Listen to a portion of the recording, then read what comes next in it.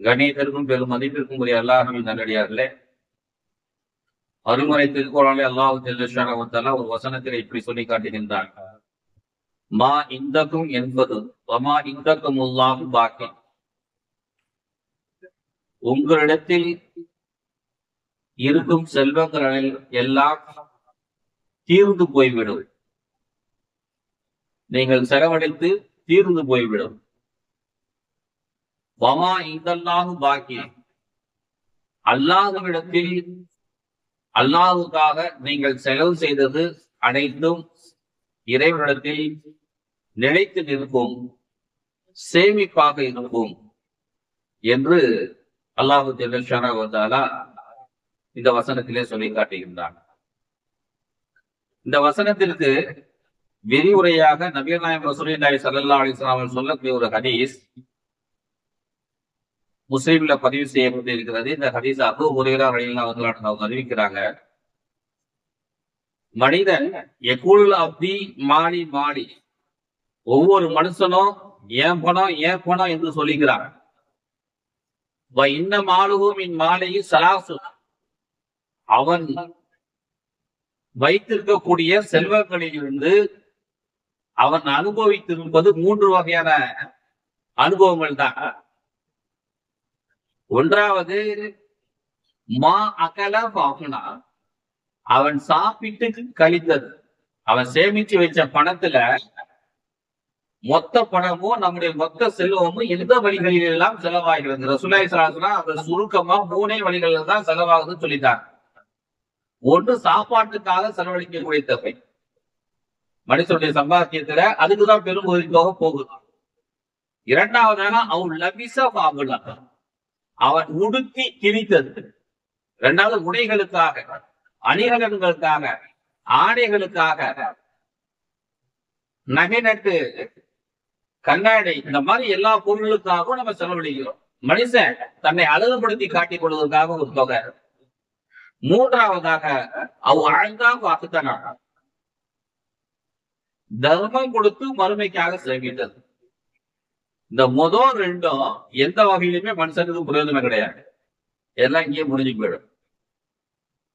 இறந்து போன பிறகு அல்லாஹ் தஆலா சொல்வது போல, ஒமா இந்தல்லாஹி பாக்கி, நீங்கள் அல்லாஹ்வுக்கு எதை செலவு செய்தீர்களோ அதுதான் அல்லாஹ்விடத்தில் சேமிப்பாக இருக்கும், நிலைத்து நிற்கும் என்று அல்லாஹ் ஜல்லஷானஹு தஆலா சொல்வது போன்று நபிகள் நாயகம் ரசூலுல்லாஹி ஸல்லல்லாஹு அலைஹி வஸல்லம் சொல்லி காட்டுகின்றார். ஒமா சிவா தாலிகு ஃபஹுவ தாகிபுன், இதெல்லாம் செலவழிச்சது போக நீங்க ஏதாவது சொத்துக்களை விட்டுட்டு இறந்து போய்விட்டால் தாரிக்கு அது உங்களுடைய சந்ததிகளுக்கு விட்டு நீங்கள் சென்று விடுவீர்கள் என்று நபிகள் நாயகம் ரசூலுல்லாஹி ஸல்லல்லாஹு அலைஹி வஸல்லம் சொல்றாங்க. அப்ப நம்முடைய செல்வங்கள் அனைத்துமே 2 வழியில செலவழிக்கிறதுல எந்த பிரயோஜனமும் கிடையாது. ஒண்ணு சாப்பிடுவதற்காகவோ, இன்னொன்னு உடுத்துவதற்காக. இது மறுமைக்கு வந்து சேராது. ஆனா மறுமைக்காக வேண்டி நாம செலவழித்த தர்ம காரியங்கள் மறுமையில் வந்து நமக்கு பயன் தரும். பெருமானார் ஸல்லல்லாஹு அலைஹி வஸல்லம் கேட்கிறாங்க, சஹாபாக்களை பார்த்து ஒரு வார்த்தை கேட்கிறாங்க, உங்களுக்கு வந்து உங்களுடைய சொத்து பிரியமானதா, அல்லது உங்களுடைய சொத்துகள் உங்களுடைய பிள்ளைகளுக்கு சேர வேண்டும் என்று நீங்கள் விரும்புகிறீர்களா? உங்களுக்கு ரொம்ப சொத்து பிரியமா இல்ல உங்க பிள்ளைகள் பிரியமா அப்படிங்கறத நேரடியாக கேட்காம, உங்க சொத்து உங்களுக்கு பிரியமானதா அல்லது உங்களுடைய பிள்ளைகளுக்கு இந்த சொத்து சேர வேண்டும் என்று நீங்க விரும்புகிறீர்களா? இந்த கேள்வி பெருமானார் ஸல்லல்லாஹு அலைஹி வஸல்லம் கேட்டதுமே சஹாபாக்கள் சொல்கிறார்கள், எங்களுடைய சொத்து தான் எங்களுக்கு பிடிக்கும். முதல்ல எங்களுடைய சொத்து தான் எங்களுக்கு பிடிக்கும். பெருமானார் ஸல்லல்லாஹு அலைஹி வஸல்லம் சொல்றாங்க, நீங்க எதை நீங்க செலவழித்தீரோ அது உங்களுக்காக, எதை நீங்க விட்டுட்டு போறீங்களோ அது உங்களுடைய பிள்ளைகளுக்காக என்று சொல்லுகிறாங்க. சஹாபாக்களுடைய இந்த வார்த்தையை நம்ம கவனிக்கணும். உங்க சொத்து பிடிக்குமா, உங்களுடைய பிள்ளைகளை பிடிக்குமா? எங்க சொத்து தான். திருக்குறான் அல்லாஹ் தஆலா ஒரு வசனத்தில் எப்படி சொல்லிக்கிறார், இன்னமா அம்வாலுக்கும் வஅவுலாதுக்கும் ஃபித்னா, உங்களுடைய செல்வங்களும் உங்களுடைய குழந்தை செல்வங்களும் உங்களுக்கு சோதனைகள் தான் என்று அல்லாஹ் சொல்லுகிறார். ஒரு மனுஷனுக்கு இப்ப சில கதைகள், திரைப்படங்கள், இதே போல நடந்து முடிந்த வரலாறுகள் இதையெல்லாம் நம்ம பார்க்கிறோம். இதையெல்லாம் பார்த்தோம்னா அங்க என்ன இருக்குதுன்னா, ஒரு மனுஷனுக்கு தன்னுடைய அதிகாரம் முக்கியமா, பதவி முக்கியமா, இல்ல தன்னுடைய பிள்ளைகள் தான் முக்கியமா, குடும்பம் முக்கியமான்னு சொல்லி பார்த்தா, எல்லா இடங்களிலேயுமே மனிதர்கள் தன்னுடைய செல்வத்துக்கு தான் முன்னுரிமை தரான், தன்னுடைய பதவிக்கு தான் முன்னுரிமை தரான், தன்னுடைய மரியாதைக்காக தன்னுடைய பிள்ளைகளையும் இழக்க தயாராக இருக்கிறார், தன்னுடைய பதவி தக்க வைத்துக் கொள்வதற்காக தன் பிள்ளைகளையும் இழக்க தயாராக இருக்கிறார். ஏன்னா இந்த பதவி, பணம் என்பது எல்லாமே செல்வங்கள் தான். பதவிக்காகவும் பணத்துக்காகவும் தன்னுடைய பிள்ளைகளையும் தன்னுடைய குடும்பத்தினரையும் கூட இழக்க தயாராக இருக்கிறார்கள் என்கிற காட்சி வரலாறுகள் நிறைய நம்ம பார்த்திருக்கோம் கடந்த காலத்தில். அதுதான் பெருமானார் ஸல்லல்லாஹு அலைஹி வஸல்லம் அழகாக சொல்லி காட்டினார்கள். சஹாபாக்கள் அப்படிதான். ஆகவே அன்பார்ந்த அல்லாஹ்வின் நல்லடியார்களே, இது யதார்த்தமான மனிதனுடைய மனநிலை. இது யதார்த்தமாக மனிதனுடைய மனநிலை. இப்படி அல்லாஹு ஜல்லஷானஹு தஆலா நமக்கு கொடுத்திருக்கக்கூடிய சொத்துகளில் நாம் அல்லாஹ்வுக்கு எதை செலவழித்திருக்கிறோமோ அதுதான் நமக்கு பயன்மிக்கதாக இருக்கும். உலகத்திலையும் சரி, மறுமையிலும் சரி, அதுதான் நமக்கு பயன்மிக்கதாக இருக்கும். அதனுடைய அடிப்படையில தான் கடந்த காலங்கள்ல சஹாபாக்கள், நம்முடைய முன்னோர்கள் அனைவரும் அதிகமான சொத்துக்களை வக்ஃப் செய்து சென்றிருக்கிறார். தன்னுடைய சொத்துக்கள்ல பெரும்பகுதி சொத்துக்களை வக்ஃப் செய்து சென்றார். அப்பாசியாக்களுடைய காலங்கள்லாம், அப்பாசியாக்கள் காலங்கிறது பெருமானார் ஸல்லல்லாஹு அலைஹி வஸல்லம் அவங்க இறந்து போனதுல இருந்து சுமார் ஒரு 100 வருடங்களுக்கு பிறகு வரக்கூடிய ஒரு ஆட்சி.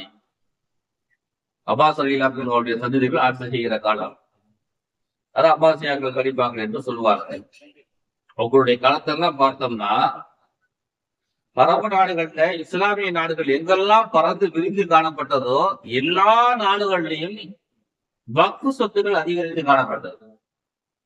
அதை நிர்வாகம் செய்வதற்காக வேண்டியே தனியாக ஆட்கள் நியமிக்கப்பட்டு, அலுவலகங்கள் ஏற்படுத்தப்பட்டு, அதற்கென்று தனி ஒரு நிர்வாகம் தனியாக செயல்பட்டது.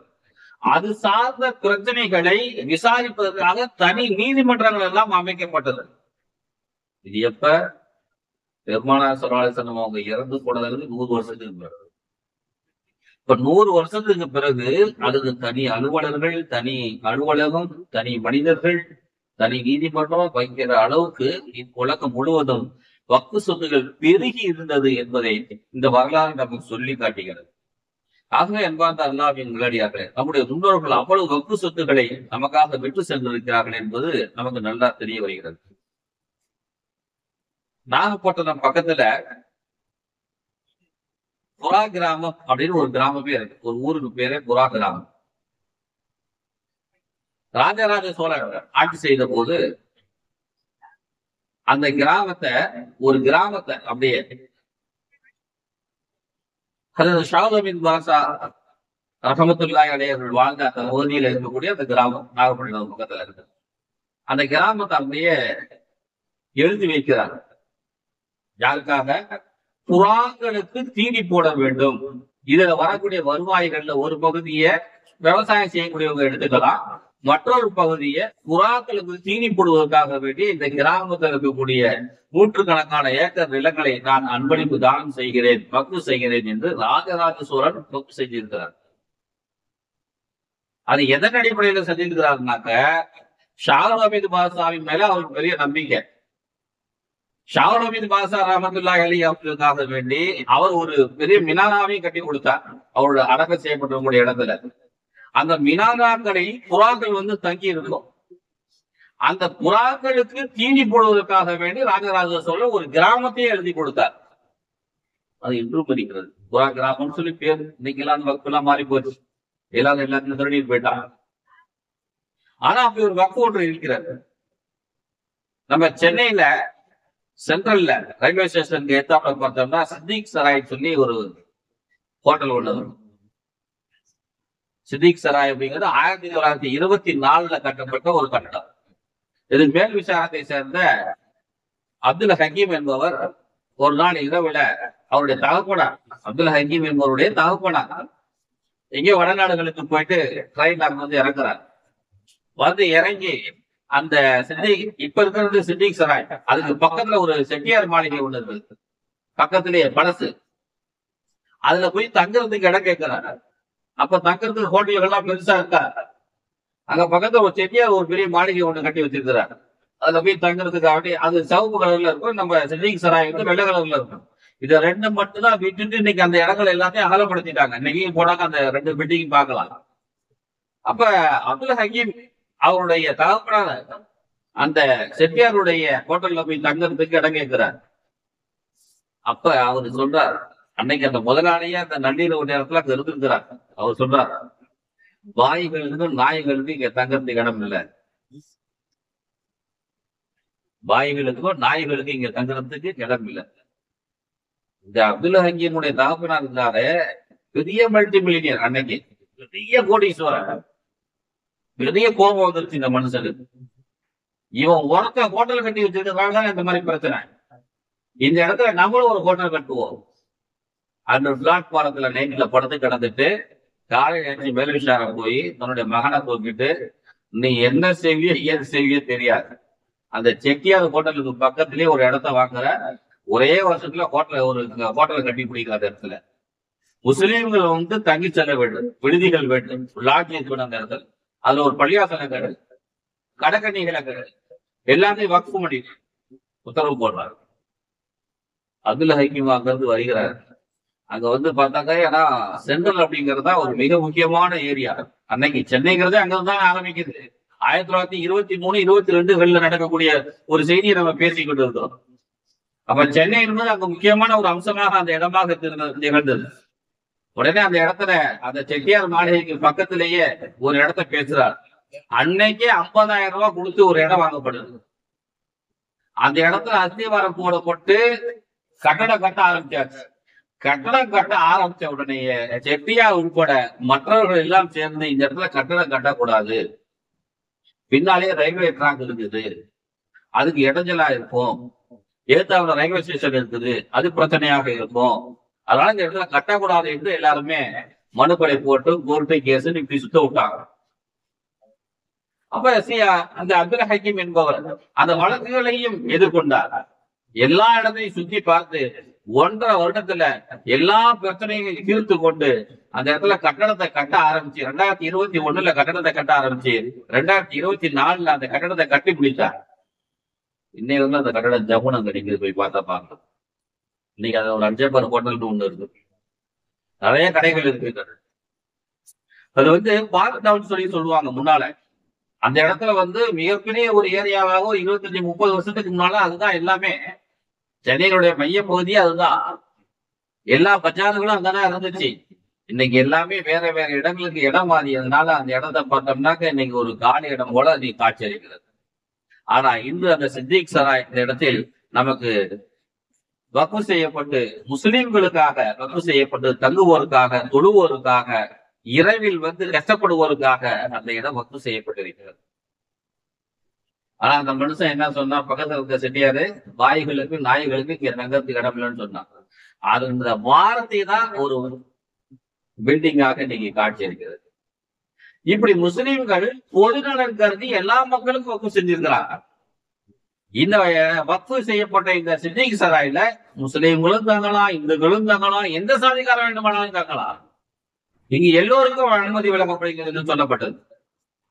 ஆகவே அன்பார்ந்த அல்லாஹ்வின் நல்லடியார்களே, இப்படி நம்ம இந்தியா முழுவதும் நம்ம பார்த்தோம்னாக்க பல்வேறு வக்ஃபுகள், இந்தியாவை ஆட்சி செய்து கொண்டிருந்த நவாபுகள், இந்தியாவை ஆட்சி செய்து கொண்டிருந்த நவாபுகள் மக்காவில போய் கட்டடம் கட்டி முஸ்லிம்களுடைய இந்தியாவிலிருந்து வரக்கூடிய ஹாஜிகளுக்காக அங்க போய் கட்டடம் கட்டிக்கிட்டு இருந்தாங்க.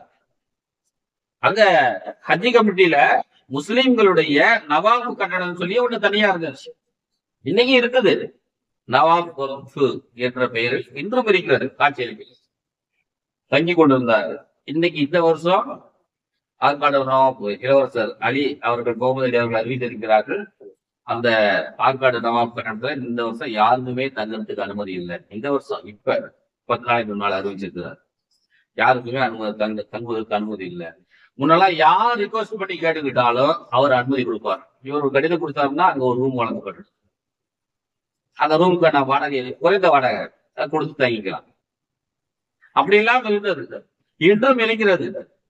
இந்தியாவை ஆட்சி செய்த நவாபுகள் உலகம் முழுவதும் இருக்கக்கூடிய பல்வேறு நிறுவனங்களுக்கு வக்ஃப் செய்திருக்கிறார். அங்க வக்ஃப் செய்யப்பட்டிருக்குது. அது எதுக்காக வக்ஃப் செய்யப்பட்டிருக்கு? நம்ம ஊருக்கு அந்த பணம் வருதா? கிடையாது. அந்த பணம் காபத்துல்லா போய் சேரும். கிளாக் டவர்னு சொல்லி காபத்துல்லா பக்கத்துல அவ்வளவு பெரிய பில்டிங் இருக்குது. அந்த பில்டிங்கினுடைய கிளாக் டவரினுடைய 100-120 மாடி அத்தனை புலோருமே இன்னைக்கு அதனுடைய பராமரிப்பு செலவுகள் போக மிச்ச பணம் அனைத்துமே காபத்துல்லா வக்ஃப் செய்யப்பட்டிருக்கிறது. இன்னைக்கு எத்தனையோ வக்ஃபுகள் உலகம் முழுவதுமே இருக்கக்கூடிய காட்சியை நாம் பார்க்கிறோம். சமீபத்தில் ஒரு அரபு பத்திரிகையில ஒரு செய்தி வந்தது, நான் பார்த்தேன். ஒரு கிராமத்தை சார்ந்த ஒரு வசதியான ஒரு மனிதர் அரபு நாட்டில், அந்த கிராமத்துக்கு வந்து போக்குவரத்து கிடையாது. அந்த கிராமத்துக்கு போக்குவரத்துக்கு பஸ் லாரி இந்த மாதிரி எதுவுமே கிடையாது. அதனால அந்த கிராமம் வந்து மெயின் ரோட்டை விட்டு உள்ளுக்கு இருக்குது. அந்த வசதியான இளைஞர் என்ன செஞ்சா, தன்னுடைய டாக்ஸிகள்ல ஒரு டாக்ஸிய தன்னுடைய கிராம மக்களுக்கு சொல்லி வக்ஃப் செஞ்சுட்டார். பள்ளியாசல வந்து இருக்கும், அதுக்கு ஒரு டிரைவர் போடப்பட்டிருக்கும். யாரு வந்தாலும் ஒரு குறைந்த வாடகையை கொடுத்து போயிட்டு வந்துக்கலாம். குறைந்த வாடகையை கொடுத்து எங்க நாள் போலாம் வரலாம். அப்படி இருந்தது. காலங்கள் ஓடிடுச்சு. இப்ப இந்த வக்ஃப் செஞ்ச மனுஷனுக்கு பெரிய தொழில நஷ்டம் ஏற்பட்டு இந்த ஆளுக்கு ஒண்ணுமே இல்லாத நிலை ஏற்பட்டு விட்டது. இப்ப அவர் ஒரு கேள்வி கேட்கிறார், அந்த ஒரு அலிம்சாங்க, நான் தான் வக்ஃப் செஞ்சேன், எனக்கு இந்த கார் தேவைப்படுது, நான் எடுத்துக்கவா, அல்லது இந்த காரை என் தேவைக்கு பணம் கொடுக்காம நானு பயன்படுத்திக் கொள்ளலாமா என்று கேட்கிறார். இப்ப அந்த ஒரு அலிம்சா சொன்னார், நீயே எடுத்துக் கொள்வதற்கு அனுமதி கிடையாது,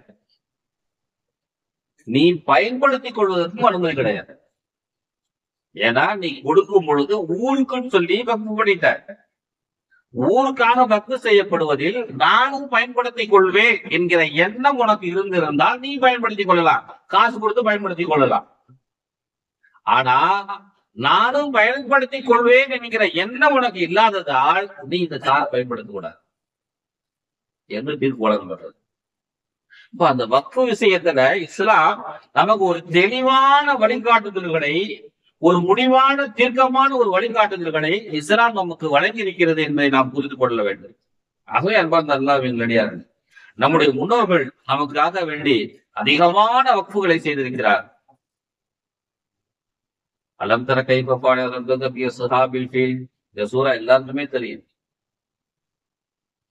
ஆபிரகாம் தன்னுடைய பகுதியில ஒரு காபத்துல்லா கட்டினான்.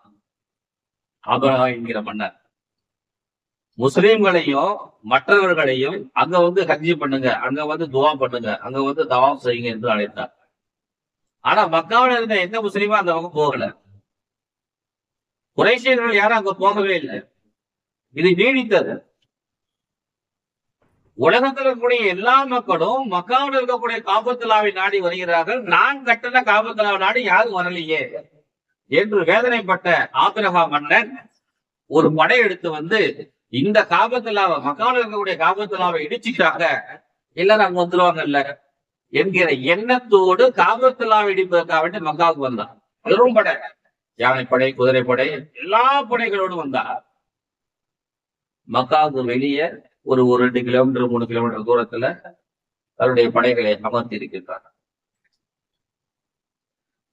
எப்பயும் போல மக்காவில் இருக்கக்கூடிய மக்கள் தங்களுடைய ஆடுகளை ஓட்டி கொண்டு ஆடு மேய்க்க போனாங்க, ஒட்டகங்களை மேய்க்கிறவங்க ஒட்டகம் மேய்க்க போனாங்க. அவங்க பாட்டு அவங்களுடைய வேலைகளை பார்த்துட்டு இருக்கிறாங்க. அப்ப இந்த ஆபிரகாம் மன்னன் எந்த இடத்துல தன்னுடைய படையோடு தங்கி இருக்கிறானோ அந்த இடத்துல அபூ தாலிப் அவருடைய நூற்றுக்கணக்கான ஒட்டகங்கள் மேய்ந்து கொண்டிருந்தனர். இவன் தன்னுடைய சிப்பாய்கள் எல்லாத்தையும் விட்டு அந்த ஒட்டகங்கள் எல்லாத்தையும் சிறைப்பிடித்து விட்டார். சிறைப்பிடித்துக் கொண்டு இந்த ஊரினுடைய தலைவர் யாரோ அவர் வந்து என்கிட்ட பேசணும், அப்படி வந்து பேசினால்தான் நான் இந்த ஒட்டகங்களை விடுவேன் என்று மன்னன் சொல்லி அனுப்பினார். நேரா ஊரினுடைய தலைவராக இருந்தவர் பெருமானார் ஸல்லல்லாஹு அலைஹி வஸல்லம் தாத்தா அபூ தாலிப். ஒட்டகமும் அவருக்குரியதுதான், தலைவரும் ஊருக்கு அவருதான். அப்ப தலைவராக அவர் வராம ஒட்டகத்துக்கு சொந்தக்காரராக அவர் நேரம் இங்க வந்தார். மன்னனை வந்து ஆபிரகாவை சந்தித்தார். சந்திச்ச உடனே சலாம் சொல்லிட்டு, நீங்க வந்ததுல ரொம்ப சந்தோஷம். ஏன் ஒட்டகத்தை நீங்க பிடிச்சுக்கிட்டீங்க? என்னுடைய ஒட்டகங்களை நீங்க பிடித்துக் கொண்டீர்கள். என் ஒட்டகத்தை கொஞ்சம் ரிலீஸ் பண்ணீங்கன்னா நான் ஓட்டிட்டு போயிடுவேன். அப்போ ஆபிரகாம் கேட்டார், நான் யானைப்படையோடு வந்திருக்கிறேன், ஒட்டகப்படைகளோடு வந்திருக்கிறேன், குதிரைப்படைகளோடு வந்திருக்கிறேன், பல ஆயிரக்கணக்கான சிப்பாய்களை அழைத்து வந்திருக்கிறோம் ஒரு நாட்டை தோசம் செய்வதற்கு, இந்த காபத்துல்லாவை இடிப்பதற்கு. நீ அதை பத்தி எல்லாம் ஒண்ணுமே பேசாம என் ஒட்டகத்தை ஊடுன்னு வந்து நிக்கிற. நீ ஊர் தலைவன் வேற சொல்ற, ஊரை காக்கிறதுக்கு நீ ஒரு வாரத்தை கூட என்கிட்ட பேசல. இப்ப அபூ தாலிப் சொன்னார், ஒட்டகம் என்னுடையது, காபத்துல்லா அல்லாஹ்வுடையது. காபத்துல்லாக்கு எனக்கு சம்மந்தம் இல்லை. நீ இடிக்கிறதா போயிடுச்சு. காபத்துல்லா அல்லாஹ்வுடையது, அதை அவன் பார்த்து கொள்வான். ஏன் ஒட்டகம்? அது நான் தான் பார்க்கணும். இதுக்கு வேற யாரும் வரமாட்டான். அதுக்குதான் நான் இங்க வந்திருக்கிறேன் என்று அவன் சொல்லுகிறார். என்ன இப்படி பேசுற? நான் அப்படிதான் பேசுவேன். என் ஒட்டகத்தை விட நான் போயிடுறேன். அவன் என்ன நினைச்சுக்கிட்டான், ஆபிரகா இந்த ஊர்ல நமக்கு எதிர்ப்பே இல்லை, காபத்துல்லாவை இடிப்பதற்கு எதிர்ப்பே கிடையாது, நம்ம ஜாலியா போய் சந்தோஷமா இடித்து விடலாம் என்று அவன் நினைத்தான். அப்படித்தானே இருக்கும். ஜாலியா சந்தோஷமா போய் இடிச்சிடலாம் அப்படின்னு நினைச்சு அபூ தாலிபுக்கு உண்டான ஒட்டகங்களை கொண்டு அவர் அனுப்பி வைத்து விட்டார். ஆபிரகாம் காபத்துல்லாவை இடிப்பதற்கு அப்படின்னு சொல்லுகிறான். ஏன்னா அவனுக்கு எந்த விதமான எதிர்ப்பும் கிடையாது, யாரும் வழிய மறிக்கல. அவன் ஜாலியா சந்தோஷமா உள்ளுக்கு போயிடலாம்னு சொல்லி பார்த்தான். ஆனா அல்லாஹ் ஜல்ல ஷானஹு வதஆலா அவர்கள் மீது மின் சிஜ்ஜீல், அலம் தர கைஃப ஃஅல ரப்புக பி அஸ்ஹாபில் ஃபீல் அலம் யஜஅல் கைதஹும் ஃபீ தலலீல் வ அர்ஸல அலைஹிம் தைரன் அபாபீல் தர்மீஹிம் பி ஹிஜாரத்தின் மின் சிஜ்ஜீல். அவர்கள் மீது ஒரு பறவை தன்னுடைய கால்களில் 2 கற்களையும் தன்னுடைய வாயில ஒரு கல்லையும் தூக்கி கொண்டு வந்து போட்டது. அந்த கல் அவருடைய தலையில் பட்டால் உள்ளுக்கு ஆசிட்டு கல் மாதிரி அப்படியே உருகி உருகி உருகி கீழே வந்து விழுந்துருச்சு. ஒரு ஒட்டகத்தின் மேல பட்டா அது அப்படியே ஓட்டை போட்டு கீழே வந்து விழுந்துருச்சு. ஒரு யானை மீது விழுந்தா அது அப்படியே ஓட்டை போட்டு கொண்டு கீழே வந்து விட்டது. இந்த கல் அந்த ஒட்டகத்தின் மீதோ மனிதன் மீதோ ஒரு யானையின் மீதோ விழுந்ததால் அது அப்படியே உடைந்து போய்விட்டது. செத்து போல அந்த ஒட்டகம் இருந்ததுக்கான, அந்த யானை இருந்ததுக்கான தடமே இல்லாம அழிஞ்சு போச்சு. சாம்பலா போச்சுங்கிறான். மக்கூல் சாப்பிடப்பட்டது போன்ற, நம்ம சாப்பிட்டுட்டு நம்ம மலம் கழிக்கிறோம் இல்லையா, ஒரு ஒட்டகம் ஒரு ஆடு மாடு சாப்பிட்டு விட்டு சாணி போடுது இல்லையா, அந்த மாதிரி கொலன்னு மனுஷனுடைய அந்த ஒட்டகங்களுடைய அந்த ஆடுகளுடைய அந்த யானைகளுடைய உடல் அமைப்புகள் மாறிவிட்டன, எல்லாம் அப்படியே நீர் மூலம் ஆயிடுச்சு, கரைச்சி போச்சு என்று அல்லாஹ் ஜல்ல ஷானஹு சொல்லி காட்டுகிறார். அப்ப அது ஒரு வக்ஃப் சொத்து காபத்துல்லாங்கிறது. காபத்துல்லா என்பது அல்லாஹ்வுடைய வக்ஃப் சொத்து, அது அல்லாஹ் பார்த்துக்குவான்னு சொல்லி விட்டுட்டார். அதுதான் ஆட்சியாளர்கள் என்ன நினைக்கிறாங்கன்னாக்க, இன்னைக்கு என்ன நடக்குது, அதே போல அல்லாஹ் ஜல்ல ஷானஹு தஆலா திருக்குர்ஆன்ல ஒரு அழகான ஒரு வரலாற்றை சொல்லுவான். மூசா அலைஹிஸ்ஸலாம் அவங்க என்ன செஞ்சாங்க, தன்னுடைய மக்களை எல்லாம் அழைத்துக் கொண்டு ஓடினார்கள். இடையில நைல் நதி வந்துருச்சு. அப்ப அல்லாஹ்விட்ட கேட்டாங்க. மூசா அலைஹிஸ்ஸலாம் தன்னுடைய கையில வைத்திருந்த தடியை கொண்டு அடித்தார்கள். 12 பிளவுகள் பிளந்தது. மூசா அலைஹிஸ்ஸலாம் அவங்க இறங்கி நடந்து போக ஆரம்பிச்சிட்டாங்க. ஃபிரௌன் வந்து பார்த்தான். பார்த்துட்டு அவன் என்ன சொல்றான், இந்த கடல் எனக்காக தான் பிறந்தது, மூசா தப்பிச்சு போயிட்டார். எனக்காக பிறந்த கடலில் மூசா தப்பித்து சென்று விட்டார் அப்படின்னு தைரியமாகவும் மமதியோடும் சொன்னார். எனக்காக தான் பிறந்திருக்குன்னு சொன்னான். உடனே இறங்கி உள்ளுக்கு போயிட்டாங்க. உள்ளுக்கு போன பிறகு அந்த கடல் பிளந்து இருப்பது தனக்கான வெற்றியாக அவன் நினைத்தான். ஆனா அவனுக்கு வெட்டப்பட்ட குழி என்று அவன் நினைக்கவில்லை. உள்ளுக்கு போனா இவனுடைய அத்தனை பரிவாரங்களும் உள்ளுக்கு போன பிறகு, மூசா அலைஹிஸ்ஸலாம் அவனுடைய அத்தனை பரிவாரங்களும் மேடு ஏறின பிறகு தண்ணீர் ஓட ஆரம்பித்து விட்டது. அத்தனை பேர் அழைஞ்சு போயிட்டாங்க. இதை வெற்றியின் அடையாளமாக நினைச்சான். ஆனா அல்லாஹ்தாலா அவனுக்காக வெற்றின குழியாக இருந்தது என்பதை அவன் கவனிக்கவில்லை. தன்னுடைய வெற்றியின் அடையாளமாக அதை பார்த்தான். ஏன்னா ஒலா தகசபன்னல்லாஹு காஃபிலன் அம்மா யஅமுல் ஸாலிமூன், அநியாயக்காரர்கள் செய்யக்கூடியவதை அல்லாஹ் தஆலா கண்டு கொள்ளாமல் இருக்கிறான் என்று நீங்கள் நினைத்து கொண்டீர்களா? அல்லாஹ் கேட்கிறான். இப்ப பிஜேபி அரசாங்கம் செய்யக்கூடியத அல்லாஹ் கண்டுக்கலன்னு நீங்க நினைக்கிறீங்களா? இன்னமா யுஅகிதுஹும் லியௌமின், இவங்களை எல்லாம் ஒரு நாளுக்காக பிற்படுத்தி வச்சிருக்கிறேன். தஸ்ஹஸு ஃபீஹில் அப்சார், பார்வைகள் நிலை கொள்ளையும் நாளுக்காக நான் இந்த மனிதர்களை விட்டு வைத்திருக்கிறேன். இவருடைய மரணத்துக்காக அல்லது இவருடைய வறுமைக்காக நான் இவர்களை விட்டு வைத்திருக்கிறேன். எல்லாம் ஒரு நாள்ல நான் கடுமையாக நான் தண்டிப்பேன் என்று அல்லாஹ் தஆலா சொல்கிறார். ஆபிரகாமும் அப்படிதான் நினைச்சான். நமக்கு எதிர்ப்பே இல்லை, எல்லாத்தையும் அழிச்சிடலாம் நினைச்சாங்க. ஃபிரௌனும் அப்படிதான் நினைச்சாங்க. அவக்காக கடலே பிறந்துட்டு இருப்பாங்க அப்படின்னு நினைச்சிட்டு உள்ளுக்கு இறங்கினான், செத்து போயிட்டான். இவர்களுக்கு இப்ப நள்ளிரவுல 2:15 மணிக்கு வக்ஃபு சட்டத்தை நிறைவேற்றி அவர்கள் மமதையோடு இருக்கிறார், ஆணவத்தோடு இருக்கிறார். நமக்கு எல்லா வாசல்களும் திறந்திருக்கிறது, நாம போகிற இடமெல்லாம் நமக்கு வெற்றி தான் அப்படின்னு நினைச்சிட்டு இருக்கிறார். ஆனா இந்த வெற்றி என்று இல்லாது அவர்களுக்காக வெட்டப்பட்டிருக்கக்கூடிய குழி, அவர்கள் அதில் விழுந்து அழிய போகிறார். இதுதான் அல்லாஹ் ஜல்ல ஷானஹு இந்த வரலாற்றின் மூலமாக நமக்கு சொல்லித் தருகிறார். வங்கதேசத்தில் ஒரு திரிணாமுல் காங்கிரஸ் எம்பி ஒருத்தர் சொல்றார். என்ன சொல்லுகிறார்? நள்ளிரவு 2:15 மணி வரை இந்த ஓட்டெடுப்பு நடந்துச்சு. எதுக்கு இதை நள்ளிரவு 2:15 மணி வரை இழுத்தாங்கன்னா, வயசான எம்பிக்கள் இருக்கிறாங்க, தூக்கம் தாங்காம, பசிக்கு சாப்பாட்டுக்கு போகாம எல்லாருமே இங்க உட்கார்ந்து இருக்கிறாங்க.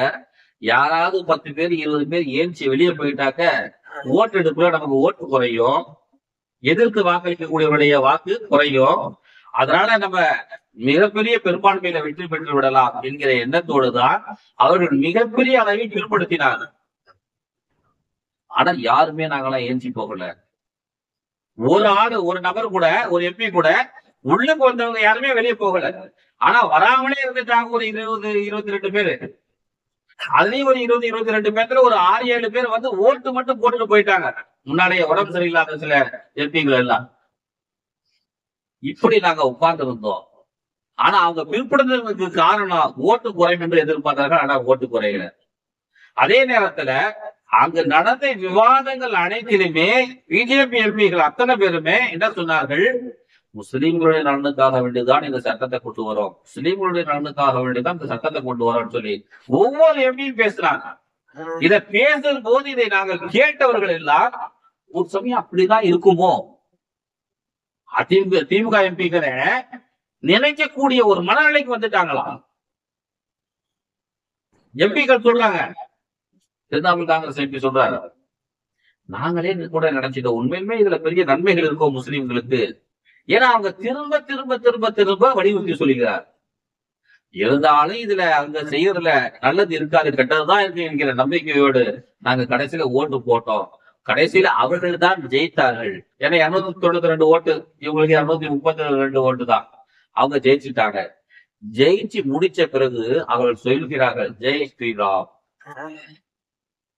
முஸ்லீம்களுடைய நலனுக்காக எடுக்கப்பட்ட ஓட்டுல, முஸ்லீம்களுக்காக நலனுக்காக கொண்டு வரப்பட்ட அந்த சட்டத்துல இவங்க ஜெயிச்ச பிறகு என்ன சொல்லணும்? அல்லாஹ் அக்பர் என்று சொல்லி இருக்க வேண்டும். ஆனா அவங்க சொன்ன வார்த்தை என்ன? ஜெய் ஸ்ரீராம். அப்படின்னா என்ன அர்த்தம்? இது முஸ்லீம்களுக்கு பாதகமான சட்டம் தான். இவர்கள் நம்மை முஸ்லீம்களுக்கு சாதகமானது, முஸ்லீம்களுக்கு சாதகமானது என்று சொல்லியே நம்மை நம்ப வைக்க பார்க்கிறார்கள். இவர்கள் நம்பிக்கை துரோகிகள் என்பதாக திரிணாமுல் காங்கிரஸ் எம்பியை சார்ந்த ஒருத்தர் ட்விட்டர்ல போட்டிருக்கிறார். ஆகவே அன்பார்ந்த அல்லாஹ்வின் நல்லடியார்களே, எல்லாம் வந்து அல்லாஹ் ஜல்ல ஷானஹு இந்த வக்ஃபு திருத்த சட்ட சம்பந்தமான பல்வேறு தகவல்களை நாம தினம் கண்காணிச்சுக்கிட்டே இருக்கணும், கேட்டுக்கிட்டே இருக்கணும். இது சார்ந்த செய்திகளை நம்ம கேள்விப்பட்டு கொண்டே இருக்கணும், படித்து கொண்டே இருக்க வேண்டும். இது சம்பந்தமான கூட்டங்கள் எங்க நடந்தாலும் அந்த கூட்டங்கள்ல போய் நாம் கலந்து கொள்ள வேண்டும். நம்மளால் இயன்ற உதவிகளை இதுக்கு செய்யணும். இதுக்காக வேண்டி நம்மளால என்ன செய்ய முடியுமோ அதையெல்லாம் செய்யணும். நாம எதுவுமே இங்க இருக்கக்கூடிய ஒருத்தர் கூட ஒரு 10 சென்ட் நிலத்தை வகுப்பு செய்ய, நாம யாரும் எதுக்காக வேண்டிய வகுப்பு செய்யல. 10,000 கொடுத்திருப்போம், 10 லட்சம் கூட கொடுத்திருப்போம், பணக்காசை கொடுத்திருக்கிறோம். ஆனா நிரந்தர வருவாயாக இருக்கக்கூடிய எதையுமே நம்ம செஞ்சது கிடையாது. ஆனா செய்திருக்கக்கூடிய அந்த சொத்து பத்துகளை பாதுகாப்பதற்கு நம்மால் இயன்ற உடல் உழைப்பையும் நம்மால் இயன்ற பொருளாதார செலவினங்களையும் நாம் கொடுத்து ஒத்து உதவிகளை நாம் செய்ய வேண்டும். எல்லாம் அல்லாஹ் ஜல்லஷானஹு நம்முடைய வக்ஃப் நிறுவனத்தை முழுமையாக பாதுகாத்து அருள்வானாக. ஆமீன். வாசிறுதான அல்ஹம்துலில்லாஹி ரப்பில் ஆலமீன். அஸ்ஸலாமு அலைக்கும் வரஹ்மத்துல்லாஹி வபரகாத்துஹு.